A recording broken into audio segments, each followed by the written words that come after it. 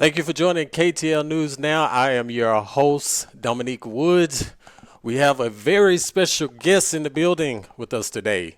He doesn't need an introduction, but I'm going to give him one, so got to do the drum roll. Ladies and gentlemen, please give it up for the one, the only, QMajor. How you doing? What's up, y'all? What's up, y'all? All right. So I have to tell people, I moved here in February, the end of February, and so I always tell people when I come to Shreveport, I like to bring a fresh set of eyes, like the new talent and stuff. And the first time I saw you was for an event. I want to say it was the Culturally Connected TV. Yeah. You're talking about with Karan? Yes. Yeah. And I was sitting at my desk and I couldn't put the volume up because I was working. And I was like, okay, your back was turning. You were playing the violin. I was like, I'm going to go back and watch it on my break. And I went back and I watched it. And you were playing, I want to say, what's the song? Giveon. Yeah. It was like, dun, dun, dun, dun, dun. I was like, oh my God. And I told him, I was like, I got to interview him. And then that's when I went and found you on Facebook. Now, if you're from Shreveport, Texas, I'm pretty sure the surrounding states, people know who you are. But for the ones who don't know, I want to tell them how you got started. Okay. Now, correct me if I'm wrong, you're 23. 23, yeah. 23. You've been playing the violin since you were 7. Yeah. Now, to my understanding, your parents didn't just sign you up. You had a big cousin who had a violin sitting around. Yeah. She had the violin first, you know. So explain that to me. Like, does she still play the violin, by the way? No, she doesn't. So, yeah. So I'm kind of like the black sheep in the family when it comes to just like, with the music or just like sticking with the music. But yeah, she had the violin, and I just used to be very curious. I was getting into stuff, so I used to mess with it, try to put it together because it was all kind of like messed up. And my dad just saw me. I used to get in trouble for it a couple times before my dad finally saw like, you keep messing with this. Like, is this something that you would like to get into? And I was like, yeah. So it was one of them cases to where like, the parents didn't force me. I was the one that, came to them and was like, I would like to play this instrument. I'd like to, see what this is about. Now, I noticed in a lot of your interviews you said something that they kind of hit home with me because I'm pretty sure when people meet you, they're like, oh, he's so respectable and he's talented. Now, you say in your previous interviews that you would get in a lot of trouble before then. And it kind of reminded me of myself because I was a little bad child. I used to just get into mischief. And so were you like me? Were you like me growing up? Because I was that child when my mom would bring me to the playground. The other parents like, oh Lord, there goes Dominique. I was a little crybaby. That's what it was. I always threw little tantrums and stuff. That's what it was for me. And it's crazy. As I get older, the teachers, they always be like, oh yeah, he was such a good kid. And I was like, somebody got me lying. I used to get these phone calls. somebody playing. So the violin was basically like your saving grace. Oh yeah, the violin kept me out of a lot of trouble. Staying busy with that, doing sports and stuff like that. Like our dad, he kept us busy. Like our dad and my mom, like they made sure we was always into something. Like they always said, like if you don't find nothing for the kid to do, they're gonna create something for them to do. That's true. So your parents sound like mine. If you keep them busy with something, like we stayed out of trouble. Like no tickets, no jail, none of that. Like staying on the good path. So yeah, your parents sound like mine. Shout out to my father. Okay, so let me look at my notes now. You started at what school? No, you started at Midway Elementary. Mm-hmm. Yep. Then you left. Transferred, yeah. You left Midway, and then you went to Summerfield. Yep. And that's where they had the music program. Yeah, that's where they had the music program over there. Okay, so and then from Summerfield, you went to Walnut Hill. Yep, Walnut Hill. Yeah, we moved around a little bit. Yeah. Okay. We moved around. So explain, and I'm gonna tell you why. Explain your time at Walnut Hill. Time at Walnut Hill, it was it felt long but brief at the same time. That was when, like I said, I experienced bullying for the first time. But that was also when I experienced one of my favorite teachers, Mr. Zachary Grant. I still follow him on like social media and everything. He still give me words of encouragement, check up on me. So it was kind of like half and half. I met one of my great teachers over there. He taught me a lot of things that I needed to know as far as like how to progress with the violin and just kind of how to channel just like being humble with it and stuff, because it was times where I get carried away and he would just put me back into that spot and being like, like this is a gift that you're given, you have to treat it as such. But like I said, the bullying was really kind of happening during like the 6th and 7th grade. But after that, I ended up getting accepted to Cattle Middle Magnet. So I ended up moving there for 8th grade. And it was crazy because we were also moving at the same time. So while my parents and stuff was moving, it was kind of convenient that we had another place to go to for our school. Okay. And then that's where I met with Elaine Webb. And she was also my teacher for that year and for high school as well. Okay, so I want to kind of go back to Walnut. I'm gonna tell you why I asked about that. Yeah. Now I'm pretty sure you were like the man like on campus as far as to like playing the violin. Yeah, yeah. Now A little bit. something happened between Walnut and Cattle Middle. Tapes. I saw where you said like, okay, like at Walnut Hill you were the guy, but then when you got to Cattle Middle, you had to Yeah. stop playing with tapes. Can you explain to people what so tapes that was are? that was definitely a humbling experience. Like I said, that was just kind of that moment taught me to really be humble. So tapes are basically, if you put this in terms of like riding a bike, they're kind of like training wheels as far as for an instrument. So the tapes were to where I would know where to put and place my fingers on there Yeah. on the violin, and that kind of like was my guide. Now when I was at Walnut Hill, I could just play with the tapes. Everybody played with the tapes. We were good. I'm like, okay, boom. I'm excelling doing this. I was feeling a little cocky. Like I said, I go to CMM. Everybody over there, it's like I didn't see a single person with tapes on their violin. Nobody had tapes. Everybody was like amazingly talented. Like everybody was amazing. Everybody just like showed out. When I get there, I'm just like I'm the odd person out. So it really just taught me to like I didn't give up during that time. I really knew that I loved playing the violin. So I went to Miss Webb and we like would do private lessons. So she would do like an hour or two a week and she would just kind of like coach me on how to do that. And the funny story was I remember we were doing one of my lessons and she was like, oh yeah, you got tapes on your violin. And she kind of like, laughed and chuckled a little bit. And then she was like, yeah, you're going to have to, take these off eventually. And I was like, what? Like, I gotta just remove these, You just like telling the kid like they've been, with these training wheels all the time. And like, okay, yeah, we're gonna take these off today, and you're just gonna see if you can do this. So it was kind of one of those moments. And like, I guess like the first couple months of class, it was just like me adjusting and me kind of, adapting to the new situation that I was in. But I really loved it. It challenged me to, as far as like be more versatile and just like push my limits more. Like I know you said your dad always say do better than yesterday. Yeah, always be better than yesterday. Yeah. That's what we always live by, for sure. So did that ever, during that time, was there ever a moment where it's like, okay, maybe this is not for me, I want to give up? Because I know you said that a lot of the students have been playing without tapes for like 4 years. Yeah, so the crazy thing is, I started at 7, but a lot of people that played the violin for real, some of them have been playing since they was like 3. Like, as soon as they start talking, their parents are putting the violin in their face or something. So it's like you go against that. But seeing those people, elevate throughout, like just without the tapes and stuff like that, like I said, it kind of just motivates you more. Like once you see them without tapes, like it was never like a jealousy thing of being like, oh yeah, man, they're playing without tapes, like, nah, I wish I could do that. Like you be that. Like instead of wishing that, you just start to practice. Like I never gave up as far as that. Of course, it was times where, like I said, that first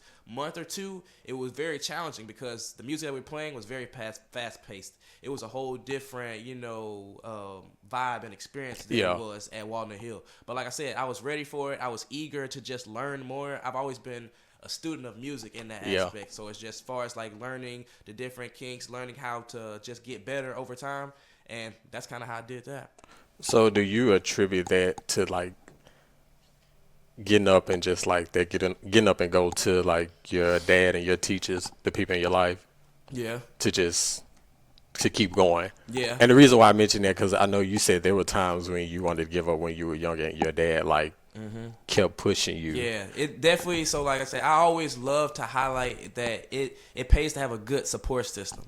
Like as far as like your parents supporting you, friends, family. Like I wouldn't have been where I'm at, like literally without my dad or my mom. Like they created QMajor. So like like I said, it was a lot of times, like even during like the bullying phases and stuff like that, people would pick on me for just either like being short or playing the violin and stuff like that. And I would come to my dad and I would tell them all type of things that I hear, all the hurtful stuff.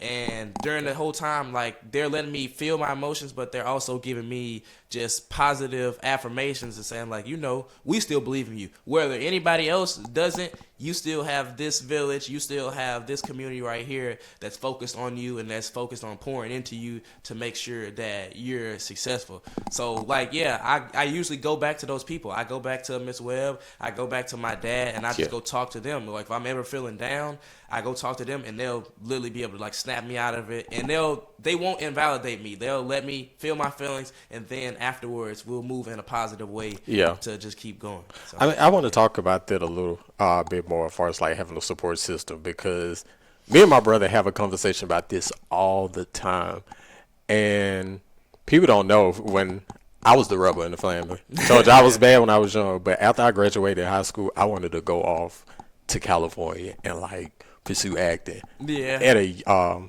from like middle school, and my parents love them to death, but I was born and raised in Southwest Mississippi, and a place like that, it's like, okay, you go to school. If you're not playing sports, go get a 4-year college degree and work. That's kind of the gist. And to this day, me and my mom, we have to like revisit when they told me like, hey, no, because it kind of for years it stuck with me.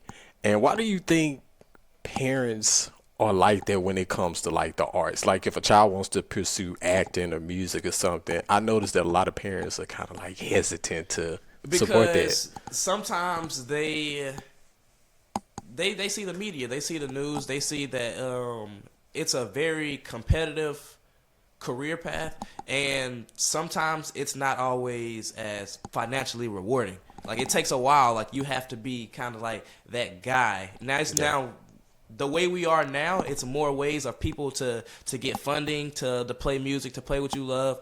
But yeah, like when they were growing up and stuff like that, yeah, it was very hard to get a deal, to get somebody to look at you, to say that you're good enough to book you to perform in this club, or you're good enough to perform at this wedding. Yeah, it was very much harder to do that. That's why you saw a lot of parents not really like into that. They're always like, oh yeah, like you got to get a job. But that's because they already kind of saw it growing up. So they are still getting used to how, the times are changing and how the media is changing and how the media is kind of like helping boost people as far as like streamers, content creators, as far as like, yeah, people are being able to sit in the corner of their room and make like thousands of dollars just from their craft, as far as like either playing an instrument, playing a game, posting a video, like just from doing that. So it's definitely been changing. But I don't say that they're wrong for feeling how they do. Yeah. They're definitely just looking out for you. Like any parent that actually wants to see you succeed, yeah, if they're not telling you nothing, then you should be worried. Like the fact that they're,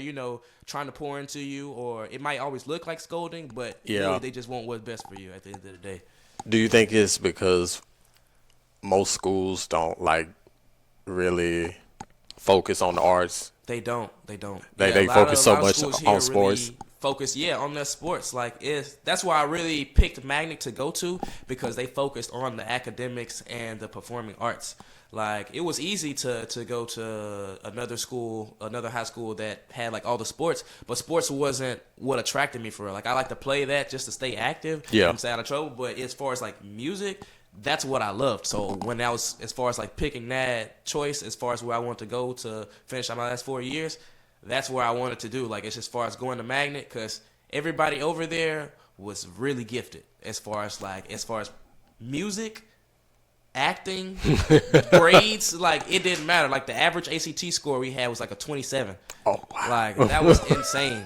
Like it is. So they brought the motivation there. They brought the resources too. Like they were able to help you beyond high school, as far as like going into college and everything too. Like I got a lot of recommendations for the college that I went to, UL in Lafayette, because of playing in the orchestra, the prestigious orchestra that I played in. I was able to get a scholarship because of that. So it definitely pays to go to a school that focuses more on the academics and stuff like that. Because sports, not everybody.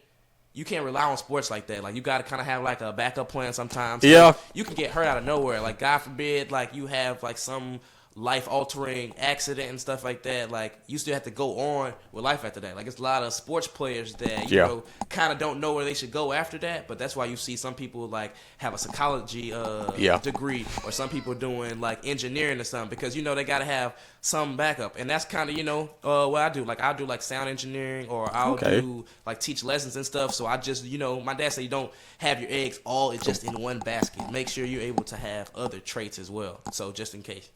Yeah, your parents sound like mine. And it's funny because I Yeah. used to teach high schoolers for 2 years, and I would tell my students a lot of Mr. Woods, I want to be in the NFL. I'm like, that's fine, but you need to try other stuff. Yeah. All my friends, because I have a couple of friends, family members, and people I went to school with who majored in music, and they're actually like you. It's what they do. They actually get paid for that, versus the ones who wanted to go to the NFL. Yeah. They're sitting around looking like, okay, And even with music, it's tough too. Like I said, it's about how much you exert yourself. Like when I Yeah. told my dad that I wanted to play music full time, at first, he was skeptical. He was like, you gotta have a job. Like you still, have Yeah. bills to pay for. You're still an adult. Like you're not like a kid anymore. So you still. That's what he meant by not putting your eggs all in one basket. Like, okay, if you want to do this, focus on this and have the job fund you. So that's why I'm never knocking anybody that does like Yeah. 9-to-5s or doing jobs, because literally my dad always said it takes money to make money. Like That is you true. literally have to. It's so many people that work to fund their career. Like in 2022, like before I started to get where I could be booked more frequently, like starting like in 2022, 2023, I was working 2 jobs and performing on the weekend. I was working at Route 21 as an assistant manager over there, and I was working at the trampoline park we used to have over here at Air U, and I was doing that. And I would do a party on the weekend at Air U for like 1 to 3, and have Busy. a gig to play Yeah. at like 6 or 7. But I wanted it so bad to really make it with music. I was like, I know I still got to get around. I still got to move around, get places. So I'm gonna work here until I'm able to start to form more of a better Yeah. schedule, to where I get booked more, to where this can start to fund as far as bills, get me out there more. And like I said, it took a while, but like I Yeah. said, I was patient with it. Like having my parents there telling me like, as long as you're doing this, as long as you're being consistent, and like I said, being better than yesterday. Like it literally doesn't have to be big monumental moments. Like say you're reading a book, you read 5 pages one day. Okay, this next day, your next goal needs to be 10 pages. Okay, after that, do 20 pages. Like stuff that you can like debunk. I remember like in 2022, 2023, I was hard on myself because like I said, I was working and I wasn't getting as many like bookings. So I was thinking like, am I not good enough? Am I not Yeah. this and that? But it was because like, you just had to be patient. You kind of got to put in more work. You got to be more consistent. People got to see that you actually do this. So once I had my head down and I was actually focusing more, it kind of led to being in a better situation now. So do you think artists do you feel like they need to experience that struggle to like appreciate it in the long run?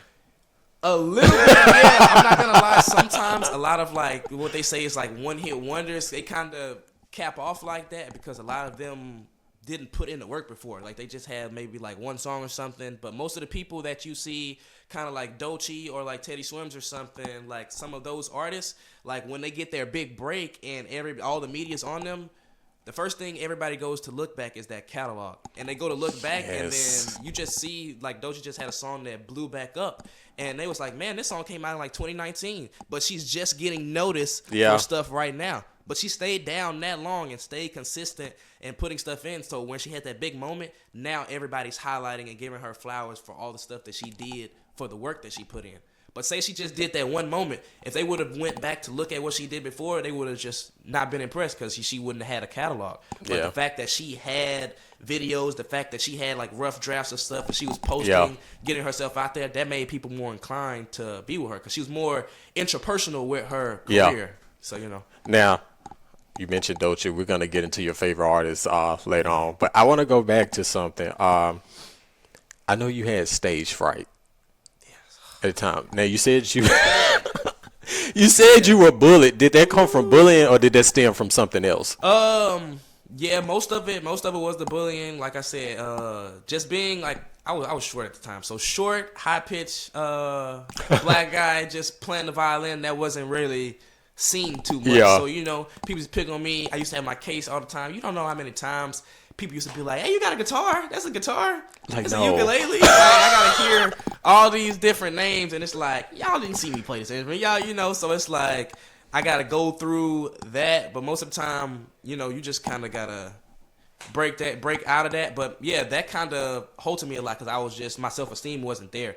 So people used to kind of come up to me, ask me to play the violin. "Hey, can you play this?" And I used to make up all type of excuses. "Oh, Like, yeah, my no. teacher don't want me to play unless it's in class." I used to say all type of stuff, and just I mean, I can see the yeah. excuse working. Like, yeah, I can't mess up my Oh, instrument. I can't mess up my instrument. It's kind of cold outside right now. Like, my fingers don't work well in the weather. Like, I'm saying anything, just to get out of not playing. But finally, like I said, shout out to my teacher, Mr. Powers. He was my talented arts for instrumentalist teacher, my junior and senior year.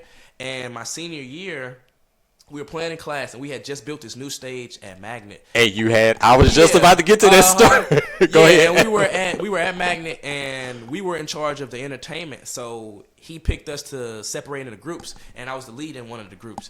And he was like, "Yeah, Q, you're the lead. Like, y'all gonna pick a song, and you're gonna perform on stage." And Like when he what? said perform on stage, I'm like, "Okay, cool." At first, I didn't pay attention to it. He said, "Yeah, Q, you're gonna be lead, so you're gonna be, front and center and all that." I'm like, in front of the school, like, nah, I'm not gonna do that.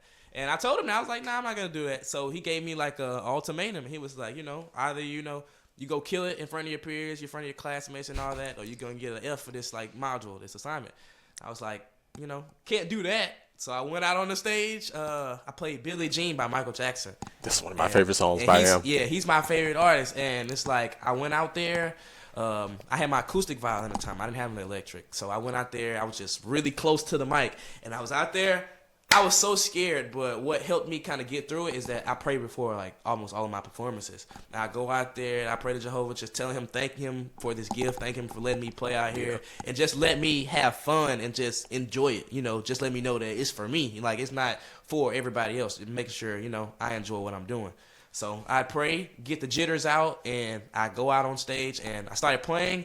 And everybody started clapping and cheering afterwards. And then like a switch like flipped in my head and was like, this is what I want to be doing. I want to be doing this for my life. Just I know before then you were probably walking there. up with like bated breath, like, oh my God. Yeah, and it's like being at Magnet, it was also very intimidating because, like I said, everybody is like really smart. Everybody's extremely talented. And these people knew what they wanted to do as far as college and careers by 9th and 10th grade. By 8th grade, maybe. People were coming there saying, like, they were freshmen. It's like, "Hey, what college are you going to?" I'm like, I haven't even thought about college yet. And you're talking about going to USC and all that. Yeah. So it's like the pressure was definitely there. But like I said, I was always having my parents' support, so I was always able to adapt to those situations.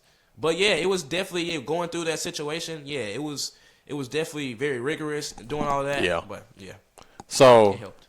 how did that prepare you for college? Because I know you said you went to the University of Louisiana Lafayette, right? Mm-hmm, yeah. And you majored in... Yeah, I majored in accounting, and then I minored in music media and like sound production. Okay, cool. So you're good with numbers. Yeah, I'm good with numbers. My parents used to call me the human calculator growing up. Like, we used to have like this, we have this Italian ice business called White Ice Italian Ice, and it was like just a family-friendly business that we had growing up. And I used to be the one at the window, just taking the orders, counting the money. And there used to be a time where, like, after like a year or two, I got so well that I didn't even have to use the calculator no more. I had to use the calculator just to make sure I was right. But I was already like counting numbers. God. So I say I'm pretty good at numbers. Let me tell you something. Math and science, no. Now, you give me anything with writing, I can knock that out.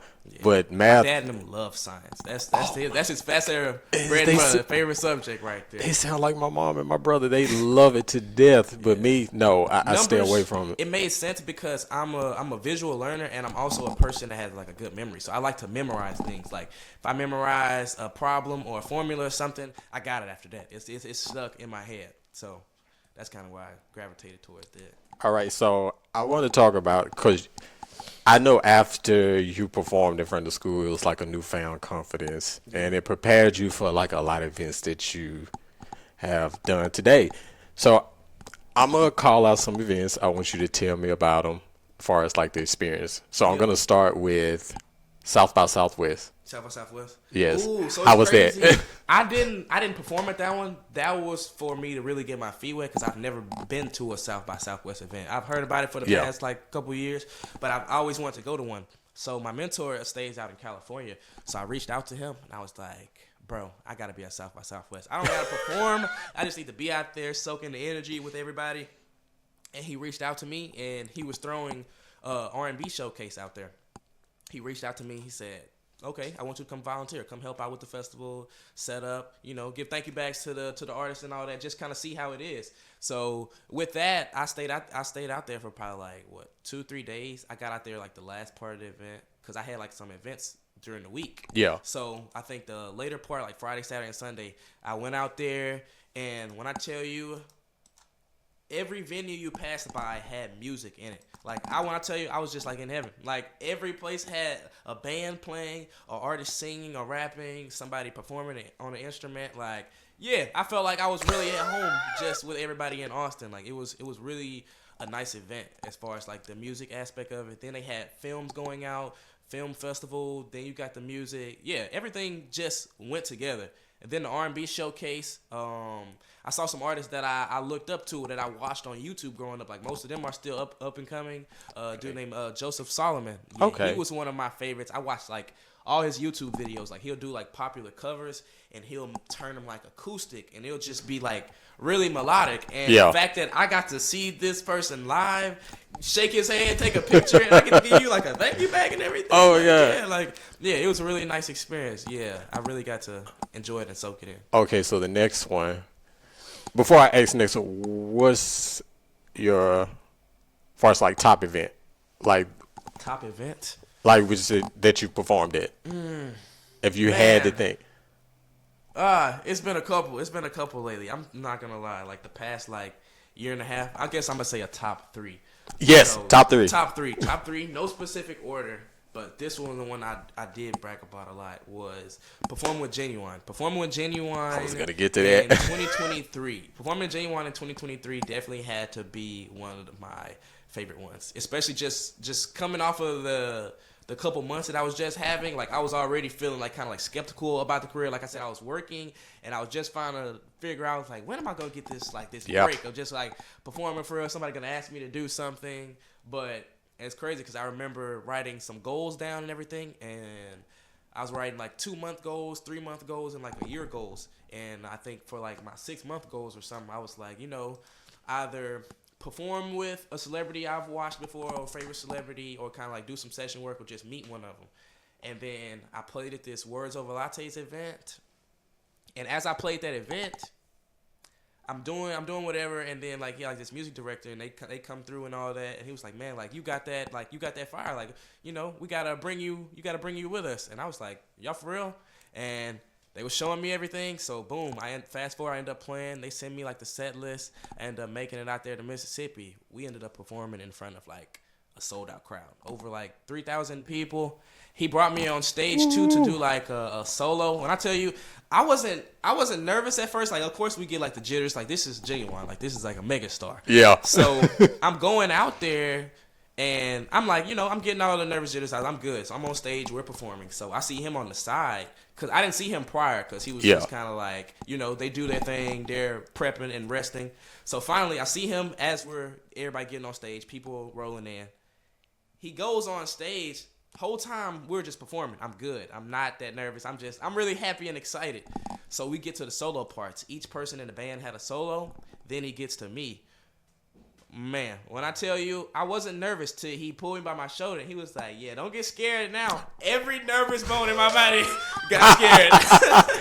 Everything about Like, me don't got say scared. that. Like, what? Don't say that. I was already trying to like grasp that I'm here in front of you right now. Mind you, this guy is tall. He's probably like 6'4", 6'5". So Genuine's not a short individual. Yeah, I thought he was short. So yeah, just being in front of him, yeah. But he's really like a cool uncle. Like, Yeah. he's very inviting. Everybody's gonna feel loved around him, and he's a genuine artist. Like, he's gonna perform those same great hits, the same magnitude and the same flair that he performed them about 20 years ago. Yeah. So that was the big thing about being in that situation with him. And then he ended up signing a poster for my parents too. So like, yeah, shout out to Genuine for that. Like, that was really special for me. I say another one happened in December. So I got my first international gig with Kelly James. I was gonna ask you about him. And when I tell you, I've always dreamt of like traveling and just going out of town, and just one of my other dreams was always performing music. So the fact that I was able to combine both of those in my first international gig was insane. Like I was out there for the Bahamas. We performed out there for some very special people. We played for like an hour, and I was just with his band. So he had me out there, and they were very accommodating, just taking care of everything, just making sure I'm out there. I was able to get my passport and everything. I didn't even have that beforehand. So the fact that they were just accommodating and just making sure the hospitality was there, that was amazing. And then the Bahamas, I went there on a vacation with my parents on a cruise by like 2022. So I've always wanted to go back just like on another trip. So the fact that this was kind of like a business trip as far as like vacation too, like it was amazing to kind of get recognized for my work outside of the country. Now I'm curious because I've heard certain artists say this, but is the reaction from crowds in other places different from how it is here? Yeah. So And how so? it really kind of depends on your state. So I've been getting a lot of love from my city. I love Shreveport so much. That's why I'm always loving to perform. Like I feel like some of my most special performances come from when it's here, because it's where I grew up at. Like people saw me grow up. Yeah. People knew my dad, so then they see me turn into this violinist. It's kind of it's really heartwarming. But you don't always get the best crowds. That's why you gotta know kind of what event space to be in. That's why you don't see artists like you won't see Billie Eilish at like probably like a club in Texas or something like that. Like it's going to be certain places they play, because you got to go where you want it. You got to go where those people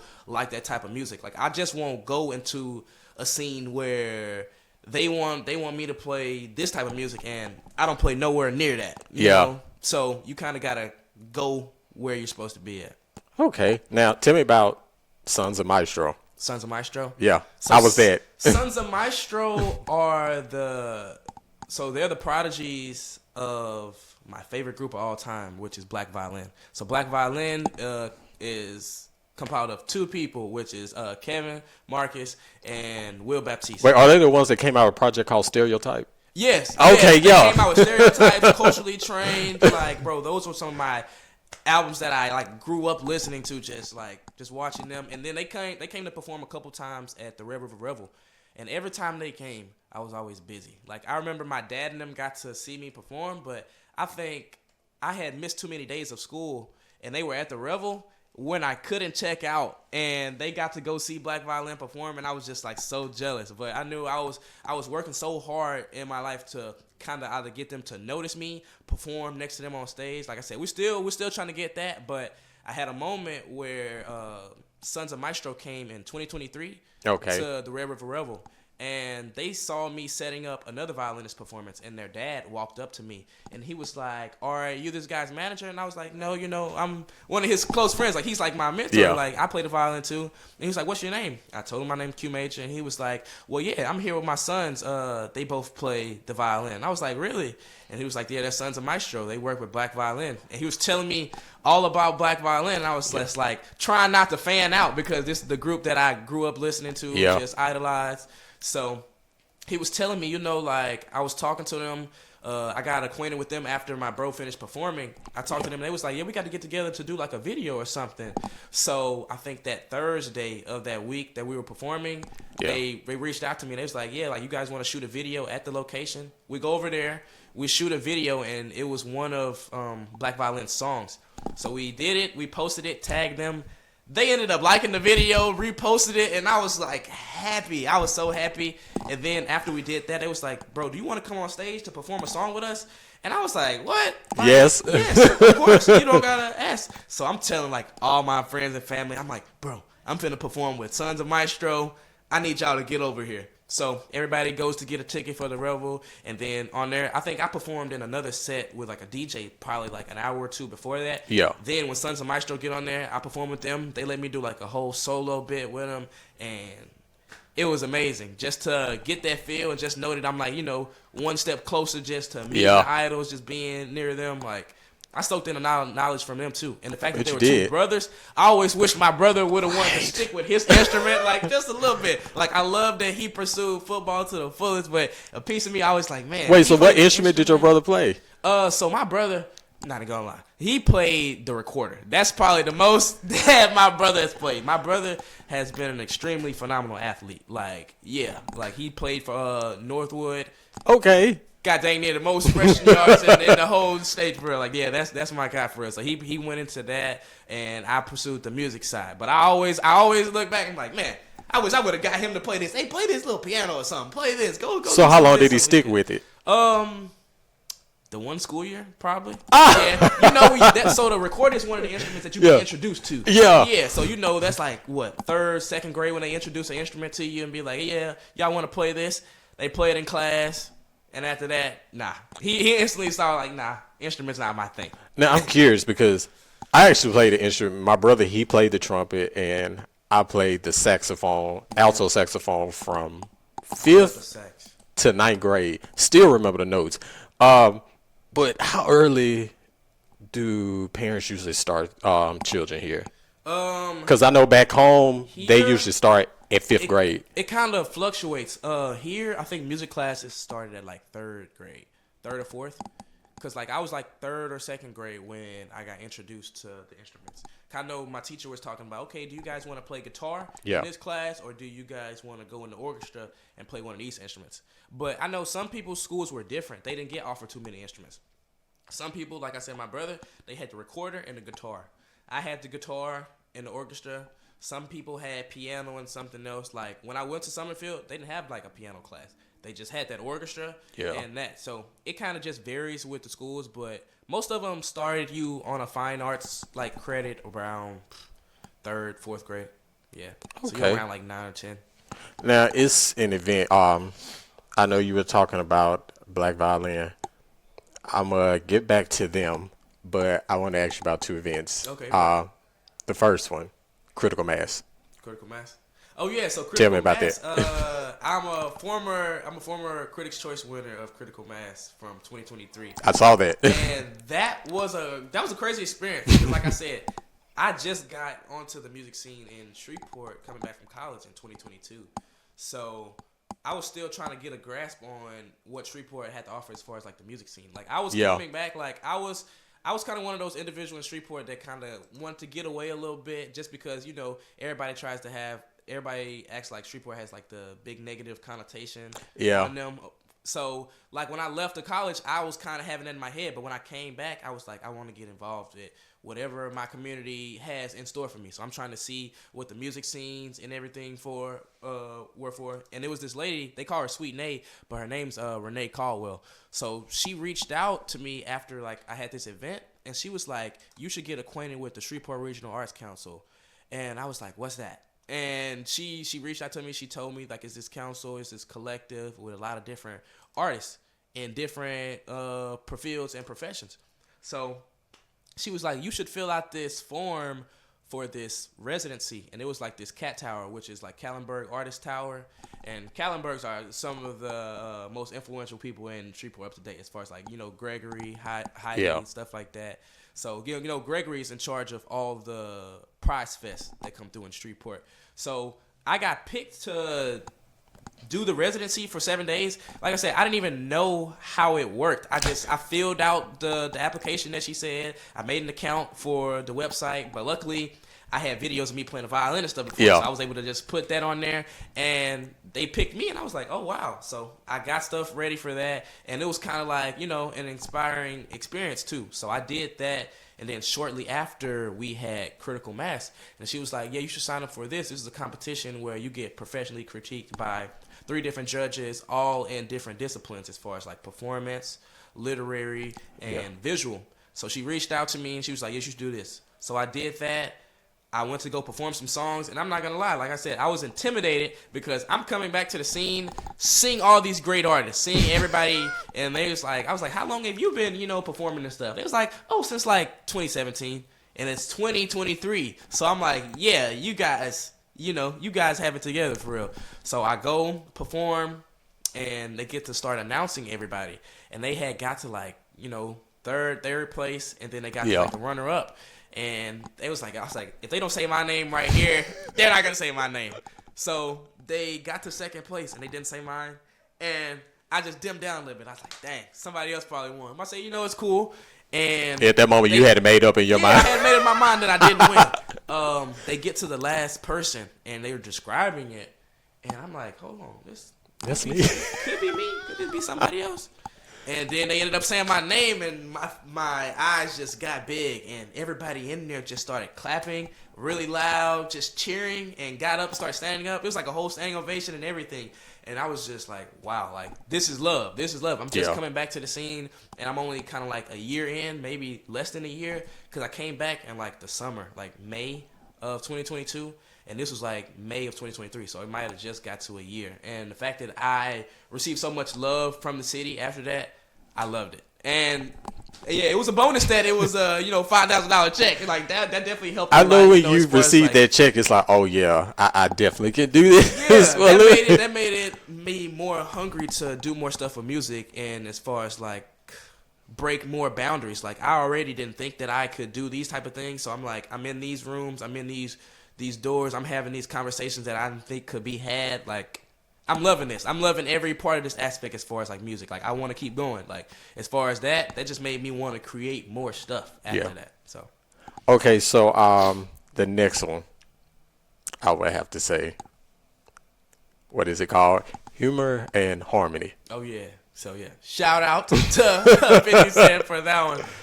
That was one great event right there. As far as the whole weekend, and as far as, like I said, Shreveport already has like this bad connotation of the crime. And Yeah. the fact that crime was down for a whole month straight. And the fact that, like, yes, like that was a well put together event as far as like the safety for every individual, everybody's friends and families was able to come out, enjoy time with people. You saw so many celebrities. Celebrities were able to walk the streets with little to no security to just, interact with people, Yeah. take pictures. I love when you see stuff like that. Yes, I love, like, it made it feel like at home. Like Yeah. people felt like at home. Like you had so many events going on. Like I didn't know how he was able to pull it off. His team was phenomenal. To be able to have a celebrity basketball game, a celebrity XXL cipher, and then to still take care of, Shreveport people, like, and then you didn't even have to do it. Like he came down here and still to just buy up, different movie equipments and stuff like that, movie spaces and all that. So the fact that he came down here and still had all of us be a part of the festival and had all of us come out, like inviting us to come perform, having some of the Shreveport people in charge of it, like Scooter Man Pro, Pretty Little Bay, Nina Montgomery of 102.9, like having all those people come out and do different showcases for us. Yeah, that had it feel like home for real. Okay, so Keeping it in the city. the reason why I asked about that, because when I first saw your video when you performed for Culture to Connect the TV, I was asking my coworkers about you, and my supervisor said you did an interview at Human Harmony, and correct me if I'm wrong, she said you talked about, I guess, how some people like to box you in versus the type of music that you actually like to play. Talk about people that. definitely like to box me in. So I get booked a lot to play a lot of R&B music. So most of the time it's like old school R&B. Now, granted, I love that music. Like my parents listen to that most of the time in the car, so I grew up listening to it. But my era of music that I really like, I gravitated towards was like pop music. Yeah, because I know you say you played Katy Perry. Yeah, was the Katy first Perry girl. was the first artist that I was listening to that I tried to, perform on the violin. Doing that and then moving forward to like Imagine Dragons, like that was the music I did. But I also know that, to kind of get where you need to be, sometimes you got to conform. That don't mean you have to not be yourself. But, somebody told me that, kind of like with the music industry and stuff, music is like 20% music and it's 80% gimmick. You kind of got to, have the viewer, you kind of got to trick them into listening to this. That's why when you see like most singers come into the game, they blow up off a cover from somebody else and they just kind of get it themselves. So, I kind of get people warmed up with my R&B, and then boom, I'm gonna surprise you with some Teddy Swims. We play some Lose Control, or boom, you hear me play this R&B right here. Then I'm playing this Tennessee Whiskey by Chris Stapleton. So you never really know. But I try to keep it fresh. I don't want people to start expecting something of me. I don't want them to start expecting the same thing. Yeah. I want them to know that I have a lot to offer. I'm very versatile as far as like that's why when I put in my bio, I say multi-genre because I Yeah. really mean that. I can play country, I can play pop, I can play alternative, and it's not me being cocky. This is just a fact. As far as like I grew up playing classical music, so it Yeah. opened the doors for all these different genres of But you music. said name it, I can play it. Yeah, you name it, I can play it. You give me some time, you give me like a day, you give me like people. Some of my friends have seen me learn. Like the good thing about classical music, it helped you adapt and learn so much faster. So Yeah. people for weddings will ask me, "Can you play this song? Can you learn this song?" I'll go play the song for like 5 to 10 minutes in my room, and Yeah. I'll know how to play it within 20 minutes. And performance ready to get it performance ready, give me 2 to 3 days, and then I can go perform it after that. So Now, you think, going back to the bullying, you think that it came from there because, again, people trying to box you in? Because I know in the African American community, like you said, if it's not it's sports or so, something yeah, like that. Yeah, you know, like when you talk about different stuff like that, like yeah, it was mostly kind of like Asian culture and stuff like that to play those instruments. So Yeah. that's already, not really fitting in. But the schools I went to kind of had that culture shock growing up because I was mostly around African Americans and what my first elementary Yeah. all the way till maybe middle school. But like I said, the majority of people in my orchestra were African Americans too. It's not till I got to CMM where the whole demographic shifted, and that's when I was like, okay, yeah. Now I don't feel as it's crazy because I didn't feel as boxed in. Like even with the change of demographic, I didn't feel boxed in during that time. So Okay, so before we go, I wanted to play a little game because okay, we're running out of time, and I hate I that. love it, man. Okay, We so fun, yeah. I got a list of movies. Okay, so I know you want to do like movie scores, like play for movies. So here's the thing. Here's what I'm gonna do. I'm gonna give you a list of movies before we go, and you tell me which one you would want to play for. Now, here's the catch. The ones that you don't pick, these movies will have ceased to exist. Ooh, Or shows. ooh. So Okay. one of them, I'm nervous. I'm Let's do telling it. my age for one of Okay, them. let's do I'm pretty sure you're probably not gonna know those. Okay, so the first one, Titanic. Ooh. The second one, Black Panther. Third show, Euphoria, and the fourth one, James and the Giant Peach. It has a violin. Yeah. I And know that what one. you're talking about. Yeah, I know what you're talking about. Yeah. So which one? Which one would I keep? Yep. Can I keep If two you- or just one? Yeah, you can do two. Okay, so I'm not gonna lie. I love Labyrinth, so I'm going to keep Euphoria. I gotta keep Euphoria. Titanic is really good. I know people gonna hate me for this because it's just like a classic movie, but I gotta put Black Panther over that. Like that Black Panther's playlist when they got Rihanna to do "Lift Me Up."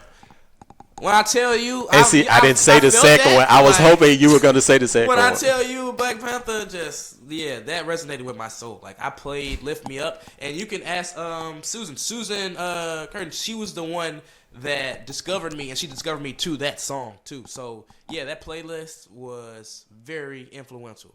So those are the two. I'm sorry about Titanic and the other one. Look, but people, it's Euphoria, I fine. gotta keep it. This boat was sinking for like, what, 3-4 hours? It's Yeah. like, okay, y'all should have survived. Get some bed Like, mattresses or come on, something. man. Y'all went through an hour worth of music. All right.